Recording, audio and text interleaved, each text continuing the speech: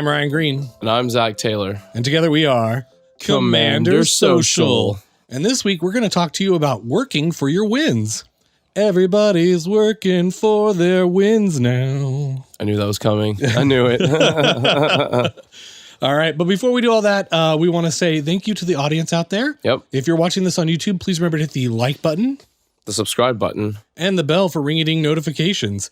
And we want to just thank everybody else, that's listening via their podcast app of choice. We really appreciate you. Yep. Or watching on YouTube. And speaking of YouTube, you've probably seen, if you have hit the bell for the notifications, we've been putting up some videos for streaming. Oh, man. Yeah, we've been streaming some Brawl. It's not videos of us walking around with ribbons on poles. It's not that. Nope. It's Brawl. But yeah, okay. So we should also thank our patrons out there. Yep. So thank you so much if you're a patron of ours. We really appreciate it. We've had a few new patrons join in the last couple of weeks, and that's been really awesome. Yeah. We really couldn't do this without you. Your help is immense, and we have a whole bunch of goodies in store for patrons down the line, but we're going to see how that comes together before we tell you about it. So I guess Secrets. Wait with bated breath, as it were. But we should thank our patron of the week. Yep. Andrew Harmon. Thanks, Andrew. Andrew's been a patron for a very long time. Yeah, he's one of the first, right? Yeah, and I do believe he's won one of our contests. So even better. Yeah, Andrew, thank you so much for your support. Dude. We really appreciate it. We do. And to further incentivize folks out there listening, we are doing a Patreon contest this month for your choice of one of the Brawl decks. Right? If you're any level patron at the end of the month of November, that's the month we're in. Yep. If you're any level patron by the end of this month, one of our lucky patrons is going to win their choice of a Brawl deck. And those decks are sweet, Yeah, they're real sweet. We've opened them up and played with a couple of them, and there's some really good cards in them and some really awesome commanders for actual commanders. So totally worth it. You have some really good odds of winning these. So yeah, you should definitely check it out at patreon.com/commandersocial. Yep. And we can't leave our Twitter followers out in the cold. Nope. So want to say thank you to all of you out there in the Twitter land. If you want to follow me on Twitter, I'm at Green Geek. I'm at Z4CK38, and together we're at Commander Social. So this month we have a Twitter post that if you you like and follow us, it's follow us, right? Yep, follow us, like, retweet the post, and mention 3 of your friends on Twitter. In the retweet, you have to mention your 3 friends. It's really complicated. It is. Well, some people have just replied to the tweet with their 3 friends. We'll see what we can do. Yeah, we'll figure it out.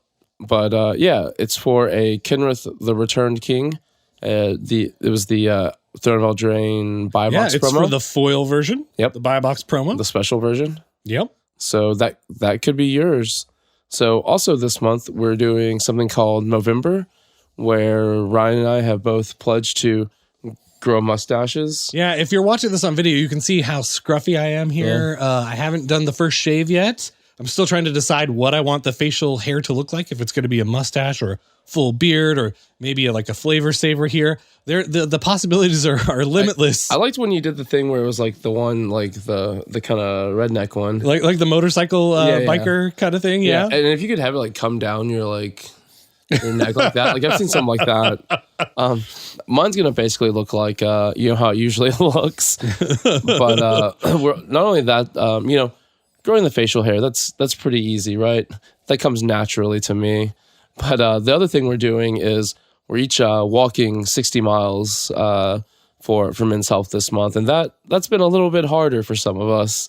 Yeah, you know what? Actually, prior to recording this, I went and did the 2 miles around my neighborhood while Zach was getting our filming area all set up. So thank you, Zach, for that. Really appreciate that. You know what? It's been difficult, but it's been awesome so far, and I really think I'm going to make it. It is 2 miles a day, and I'm not used to doing that, and that's in addition to any other walking I do. So making that happen.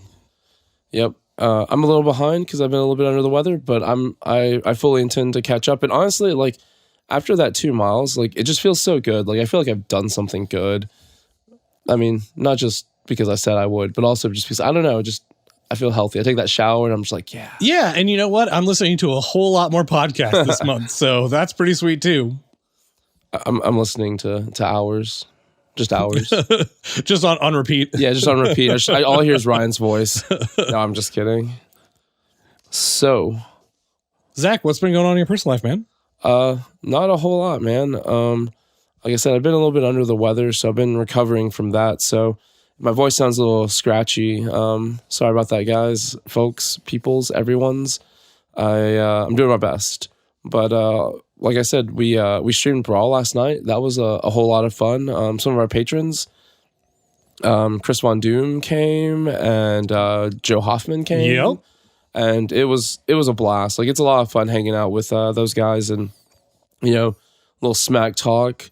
On Wednesday, I maybe challenged Pixie Kitten or Pixie Kitty on when she was streaming to play some Brawl, and she utterly destroyed me. Turns out Liliana Dreadhorde General is real good. It's a real good card. Yeah, that card has been automatically added into all of my decks that can play it now.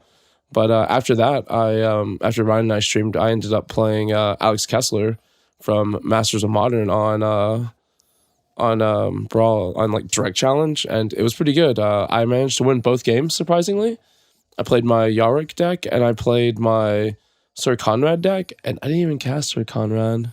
Wow. All right. What did Alex play? He played the first deck he played was, I don't remember. Okay, that tracks. Yep. Yep. The second deck, though, was a pretty sweet Ashiok deck. That was a mill deck. It wasn't Persistent Petitioners. Yeah.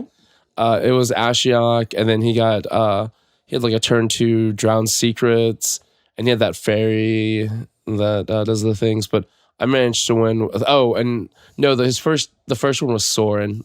His commander was Soren. Ah, okay. And I played. He played it, and then I immediately played that blue guy that's like 5 and 3 blue or 5. Oh, blue, Agent blue. of Treachery. Yeah, took Soren, had Soren for most of the game. Ooh, stealing a commander with Agent of Treachery. That's good. It was pretty good. So we had fun, and hopefully I talked to him, and he wants to definitely stream with us some. So that would be awesome. Yeah, that would be cool in the future. So Ryan, what's been going on with you, man? All right, well, it's time for your hashtag MTG Dad moment, and this one is for my son Malcolm. He's really, really cute, and he's almost 2 years old. By the time this video comes out, it'll be really close to his birthday, but I'll do another message for his birthday later. I just wanted to say how polite he's becoming. He's getting better at speaking, and he often will come to my wife and request some food at the little gate near the kitchen.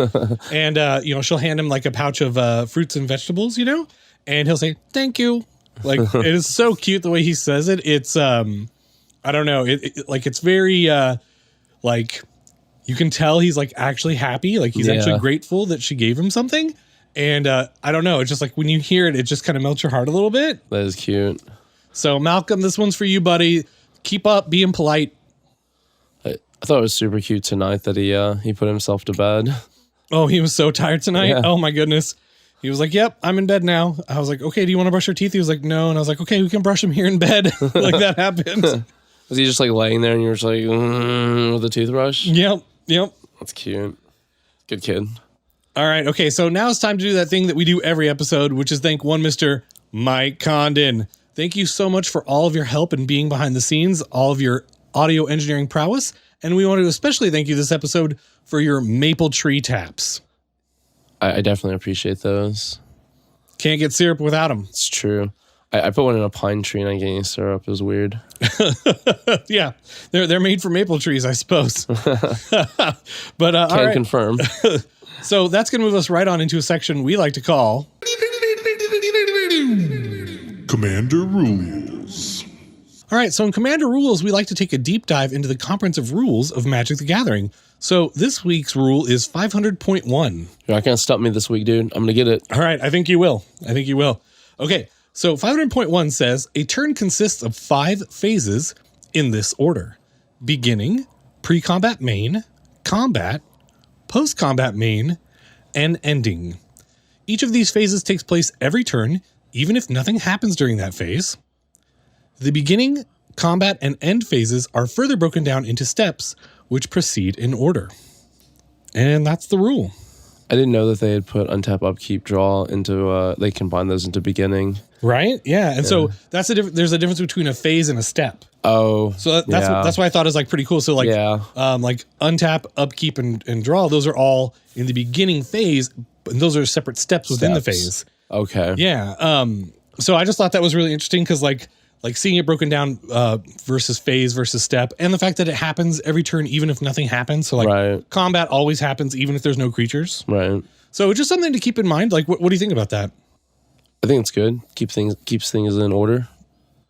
Yeah, and I don't know. I just thought it was a rule that some of the listeners and audience out there might find enjoyable, and it's something that I feel like I could do better understanding. Right, like I know how a turn of Magic goes, but it would be nice to like go, oh, this is this step in this phase. Well, I mean, right? It's because we shortcut it so much. Yep. So, is it time for the main topic? It is time for the main topic. Everybody working for their wins. So this episode is going to be like a little bit more psychological side of things. You know, we thought it'd be like an interesting thought experiment to kind of figure out why we play Commander and Magic, right? And maybe, you know, why Commander is the chief amongst all formats, right? Or at least we believe so. Mm-hmm. So, Zach, why don't you tell the audience at home what we mean exactly when we say working for your wins? It's like, I don't know. It's that you want to have fair games, like evenly matched games where it's not like a cakewalk, right? You don't want to just like come into the game and just like win on turn 3 or win on turn 4 unopposed, right? You want it to be a fair game, you know, almost even an uphill battle where it's just like when you win, you feel like you've actually like achieved something, right? Like you don't want it just to be like a cakewalk, basically. Yeah, well, and I think the way to think about it is like close games or hard fought games are the good ones and the memorable ones, and for sure. You know, otherwise it's just like goldfishing your deck, right? So you know, you really want there to be an actual game where there's like, you know, somebody's in the lead and then like the lead changes to somebody else and there's excitement and drama. And if you're not having like this win that you're working for, it's kind of anticlimactic, right? Agreed. So I started thinking about this a little bit and I thought, well, why is that? You know, and I wonder if it's like specific to me or to our audience out there. So I'm going to talk about my backstory a little bit and say that, you know, I grew up during the 80s and I played a lot of video games. And video games of the 80s were some hard games, man. Like, gaming has come a long way. And, you know, our audience, you know, they might be a little bit younger. Maybe they haven't played these games.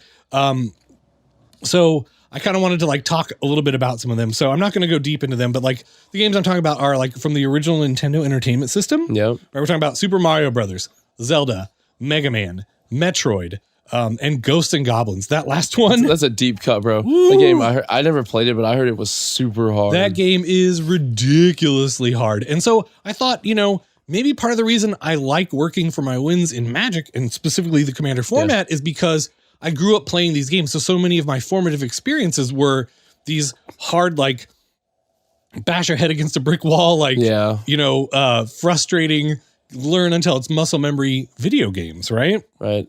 For me, like I played the Mario games and those weren't super hard for me, but the game that always got me was the original XCOM game.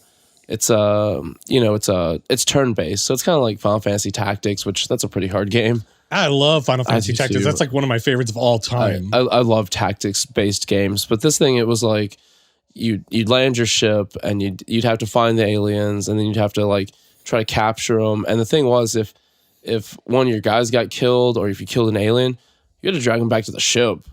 And, really? Yeah, and you had to drag the guns back, all your stuff back, and it was hard. And back then, you know, there weren't like internet walkthroughs. Oh, how do I do this? You know, where are the aliens going to be? What's the percentage? You know, there wasn't all that stuff on the internet because there wasn't internet, right? Like this was a DOS-based game. I just remember playing it for hours, and I'd complete a mission, and I would just be like, yes. I was like, finally. And I would play these missions just over and over again. And I don't think I ever actually beat the game. Like each mission in and of itself was like a little game to me. But yeah, that's kind of my experience with those. So do you think that like playing these type of like hard games where you had to like consistently repeat stuff over and over and over again and like go back and like, no, maybe there wasn't a save function. And so you just like, you lost all of your lives and you had to start from scratch at the very beginning. And like, you had to like slowly beat like, you know, Super Mario Brothers 1, like the original. Yeah. Right. Like once you found where the warp pipes were, you're like, oh man, I could skip huge swaths of the game and like get back to like where I was. But like, do you feel that kind of like gaming like ingrained this like desire for like huge accomplishment in you? Like, I mean, I feel like that's what happened for me. I think so. Like, definitely in life, like it taught me the skill of like you were talking about, just bang your head against the wall. And the thing is like, even like just with the podcast, with some of the video stuff, it's like, how do I do this? Just like bang against the wall, and just keep going until I get through. And that's definitely translated into my personal life. And I think into my Magic life too. It's, I think the biggest example, of this is, my Urtai deck. I'll build it. I'm like, okay, yeah, it's good. And I'll just bang my head against the wall. I'm like, oh, come on. And I'll try it. And then it's just like, and then like I start over and I rebuild it and I try again. And I haven't gotten there yet, but one day I will. One day.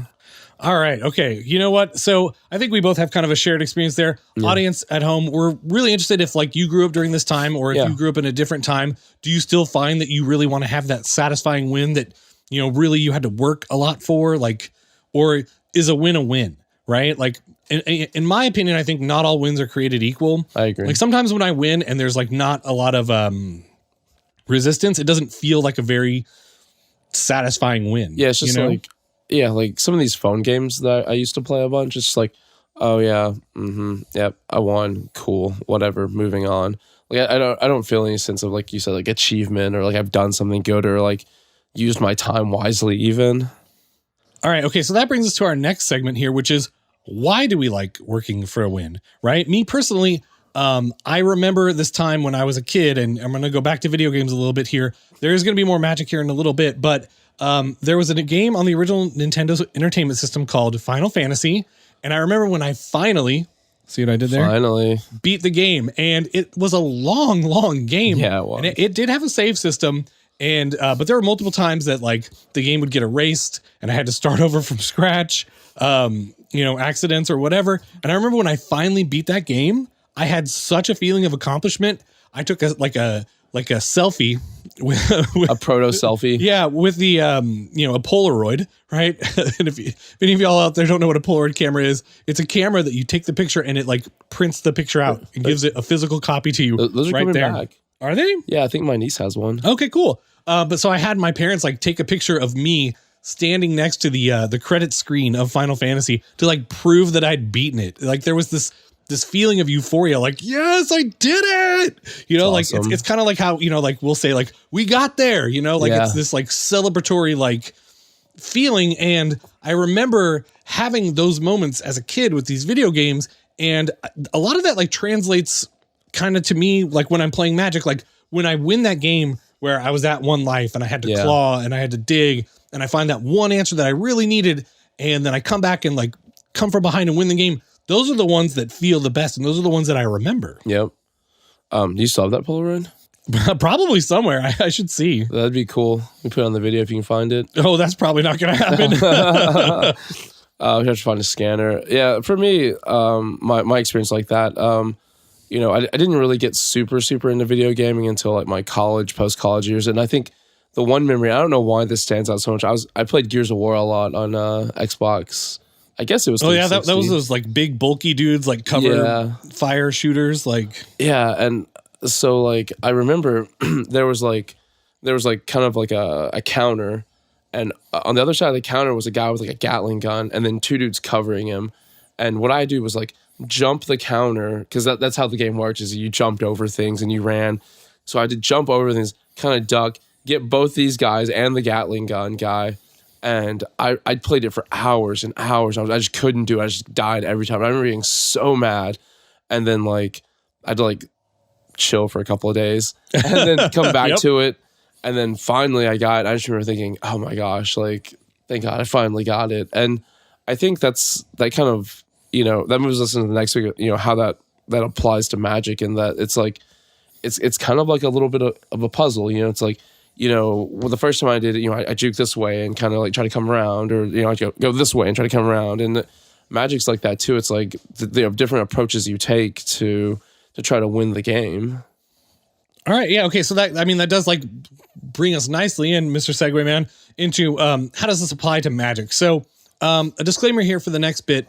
This mostly applies to multiplayer games, right? If you're playing one-on-one, especially like in a tournament setting, or you're playing like standard or modern or pioneer even, right? Ooh, Pioneer. Sometimes you'll just take any win, right? Like, your opponent mulligans down to 5 and you're like, yes, I got this game, right? That doesn't really happen in multiplayer, right? Like when I'm playing a game of Commander and my opponent mulligans down, I like actively feel bad. Yeah, a lot of times if someone has to mulligan down past like 5, I'm just like, draw 7. Just draw 7. Because that person is at a huge disadvantage and the game's not going to be fun for them. And like, I don't know, I don't want that. I want everybody to have fun, and I don't want to just, this person that be at like a totally like trying to like come up from a disadvantage. Though I could see it on the other side of things, being that guy that mulls down to 5 and wins. Yeah, okay, actually that's a good point, that would right? Be cool. Yeah. But what I really want to say here is I think that most people that play Commander really want a good game of Magic, right? We want a good game of Commander, and I think that that's part of the reason that we do the talk, right? And that's part of the reason that we want to like evaluate the power levels of our decks and stuff. We want to have things that match up pretty evenly and pretty well. And I think that if I'm sitting down, I don't want to be the person at the table with like the high powered deck that's just like beating all the low powered like pre-con decks. I want to have a variety of decks available so that when we all sit down, everybody's got roughly an equal chance, because that's going to make that win. If you do win, which you won't always, it's going to make it way more satisfying. Yep. And honestly, even maybe not everyone else feels this way. I used to do the standard modern grinder thing, and like, honestly, like I get it. A win's a win for a tournament, but I've definitely like beat people and just like stomped, and I'm like, that feels kind of bad. Yeah, and you know what? I think that even in a one-on-one setting, like, your empathic folks amongst you might be like, well, that wasn't really fun. Like, yeah, it's going to get me further along in the tournament, which is towards the ultimate goal of winning the tournament. But yeah, that actual segment, even if I'm like happy that I got the win, I didn't enjoy the time spent. I feel a little guilty because it's like, I don't want to be like, good game, and then be like, because like, was it? Yeah, was it? But I don't know. That's just how I feel. So yeah, I mean, I guess it could apply to some one-on-one games as well, but I think it's especially poignant in a multiplayer format. It's much more important. And so I wanted to actually ask the audience, do you think this is true? Do you like working for your wins? Like when you get a win that felt like you were backed into a corner, and then you figured out the puzzle and you came through it all and you got like that win. Like, is that the thing? Like, to me, that's like what I'm looking for when I play Commander. Yep. And I'm just curious what everyone out there thinks. Agreed. Hopefully you guys feel the same way. Maybe you don't. Let us know. But yeah, I think it's a very interesting topic of conversation. So agreed. So if we are in a good game and it's a close game, it will often feel like a puzzle. We've actually referenced that a couple of times already this episode. And here's the thing about human beings. I told you we were going to get a little psychological this episode. Human beings like feeling smart. Do you agree? Yeah. Yeah. I'm not saying that to like be mean or to like, I think it is like an intrinsic thing. Like when you figure something out, there's like an endorphin rush and you like, you're like, yes, I got it. I figured it out. And I think that's part of what makes Magic such an amazing game, is that we're constantly being presented with these puzzles and these unique challenges to come through.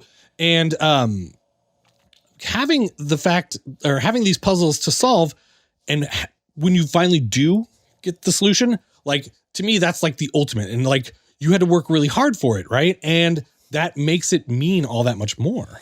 Okay, so another thing that working for your win will generate is a good story, right? And I think that as humans, we like stories, right? Agreed. I think that is like a basic part of the human experience, is hearing a good story or watching a good story. It's what we, consume media for, right? It's like absolutely. Why we watch movies. Yeah. It's why we play Magic. It's why we watch podcasts, right? Like, or listen to podcasts. It's all of it. Like, the human experience is enjoying a good story. And I don't think you can have a really good story unless you have like a really good game where everyone's like working really hard for their win. No, right? I agree. I completely agree. Because who wants to hear this? Well, I played my Shroom on turn 6. Then on turn 7, I played Phyrexian Metamorph, and then a bit of Ordeal, and then the game was over. Like, that's pretty boring. Yeah, so I mean, part of the so actually that's a good little thing we could talk about for a moment. So a lot of times I purposely exclude combos from my deck, right? If you watched last week's video about Emery, Lurker of the Lock, I tried very hard to not include a bunch of infinite combos in the deck because I didn't want to just kind of oops my way into a win. I really wanted to have this puzzle and this story and build it up and make it all happen. So I think that is part of the Commander experience, especially the casual Commander experience. Yeah. And actually, I was thinking about this. We recorded an episode with the Commander Central guys, and Dana regaled us with this awesome story about how he played 2 different decks in back-to-back games, and he got 6 alternate lose conditions. And the difference between alternate lose and alternate win is when you make somebody lose the game, you have to do it 3 times to win that pod, right? Like you have to make this person lose, make person B lose, make person C lose, right? And so he told the story, and I remember it still, like weeks later. Mirrodin Besieged is 2 and a blue for an enchantment. As it enters the battlefield, choose Mirren or Phyrexian. If you choose Mirren, whenever you cast an artifact spell, create a 1/1 colorless Myr artifact creature token. If you choose Phyrexian, at the beginning of your end step, draw a card and then discard a card. Then, if there are 15 or more artifacts in your graveyard, target opponent loses the game. So that's the Phyrexian is the alternate win condition, and Dana actually went and got all 3 of his opponents to lose the game that way, and that's great. That's that in enough is a good story. But then he was like, and the next game I played Atempsis All-Seeing, which is 3 blue, blue, blue for a 4/5 flying Sphinx that has 2 and a blue, tap, draw 2 cards, then discard a card. Okay, good. Yep. And then whenever Atempsis All-Seeing deals damage to a player, you may reveal your hand. If there's 6 different mana costs in your hand, that player loses the game. So that's insane. Yeah, and he was able to attack with Atempsis 3 different times and get the win that way. And hearing those things back to back, it's something that sticks with you, right? As a Magic player, as a human, it's this story, and that wouldn't be a good story if we didn't have the implied bit there. Dana worked for those wins because he had to attack with Atempsis on 3 different turns. Yeah. He had to keep the card alive. He had to go through the struggle of getting 6 different converted mana costs at his hand. Right, to keep Mirrodin Besieged in play. Right, and he had to get all the artifacts in the graveyard. Yeah. It's all these steps and stones that made it into an interesting story. And I think that is one of the things that's amazing about Magic is that we get these stories, but they come from good games where everybody's trying really hard to win and having to work through adversity, right? Right. And I think that speaks to kind of my philosophy on EDH, whereas, I don't really care about winning or losing. I more care about seeing something awesome happen, right? Whether I win or lose, I want to see somebody do something cool. If it's me losing in spectacular fashion, cool. If it's me or someone else winning in spectacular fashion like Dana did, that's just as good for me too. I love that. So yeah, you have any stories where you did anything crazy like that, Ryan? Oh man, it's really hard to think of one off the top of my head, and I don't have one in the show notes. But I remember a time in League when I was playing a Nicol Bolas deck, the Ravager, and I used I think it was our Brawl League, and I used what's the red card that lets you play an instant or sorcery from an opponent's graveyard? Memory Plunder? Dire Fleet Daredevil. Yeah, got there. Yeah. Woo. All right. See, achievement unlocked. We had to work really hard for that, and it made it better. Okay. Yep. And I used the Direfleet Daredevil to get a card from my opponent's graveyard. It was maybe River's Rebuke or something, and I had to do that to get one of my opponents to pick up all their board, and then I was able to crash in there, and then I had some spell to counter the offensive from the other player that was left because it was down to 3 at the point. And I just remember going man, I tried to make a deal during that game and nobody was biting, and I had to just claw my way out of the ground and just get there. And I did. And when I did, it felt so much better. That victory was just yes, we did it, and got their team. And I think that's what we're all looking for when we play a game of Magic. And I don't know. I think that's the good stuff. Yeah. That's kind of I had a story and it was actually the same season of League where it was Brawl. I was playing Niv Mizzet, the Peruns, and I don't remember. Nivy P. So I was playing Nivy P, and I don't remember exactly what I was doing, but I was doing NVP things. I was drawing cards, dealing damage, and like I just went off, and I was like, oh my gosh, it's gonna happen, and I managed to kill everyone at the table, and it was such like a I don't know, a thing for me. Like everyone, I just remember everyone, like John was there in the game. I don't remember who else, but I remember everyone was kind of cheering for me, like, can you do it? Can you do it? Can you do it? Can you do it? And I did it, and I just managed to like wipe the table, and I was just like, yes, I got there, and like, I don't know, I just remember feeling so good after that. And the cool thing was like, everyone was like, yeah, we want this to happen because it's a cool story, right? And that felt really awesome. Yeah, and I think the point there is that even for the people that are in these games where everyone's working really hard for the win, even when you lose, there could still be good stories, right? Like the people in those games with Dana probably got a really good story out of it. Oh, yeah. Right? I mean, I'd love to be like, oh, hey, this guy beat me at the game shop the other day with Mirrored and Besieged. Like, that's nothing. He beat everyone else at the table too with it. I was like, that's crazy. That's why I can't wait to use my morph deck to win with Phage the Untouchable. Like, it's in there. It's going to happen one of these times. I can feel it. It's why it stays in, because I really want that to happen. I want that story to happen, you know? I want to pickle Rick Lock everybody. Well, I mean, that's a way to win. I'm not sure it's a good story like Phage, but yeah. Okay. So the next thing we want to talk about here is competitive EDH. And for those of you out there that don't know, competitive EDH is a little more different than casual EDH. It's very, it's your competitive. It's your 10 out of 10 decks. And they are chock full of tutors, and they are trying to win with like assembling a 2-card combo or like going off as fast as possible. Right. And I think that, I should also preface this by saying, I personally have not played a bunch of CEDH, right? Right. And actually, I kind of want the community out there, if you do play a lot of CEDH, or if there are any like CEDH players that listen or watch this Spike episode, feeders, let us know. Yeah, absolutely. We want to know my thinking on the next segment, if this is correct. And also, I kind of want to get a discussion going about that, because I'm kind of interested to learn a little more. Yeah. So, okay. So I think that for competitive EDH players, a lot of times the deck is going to play the same and it's going to win the same, but there's a lot more interaction that you're fighting through. Yeah. And that the games are really hard fought wins, right? Like, it's not so much like what you're going to do. It's like when you're going to do it, and can you do it without, can I leave up this interaction to interact with this opponent who's about to go off?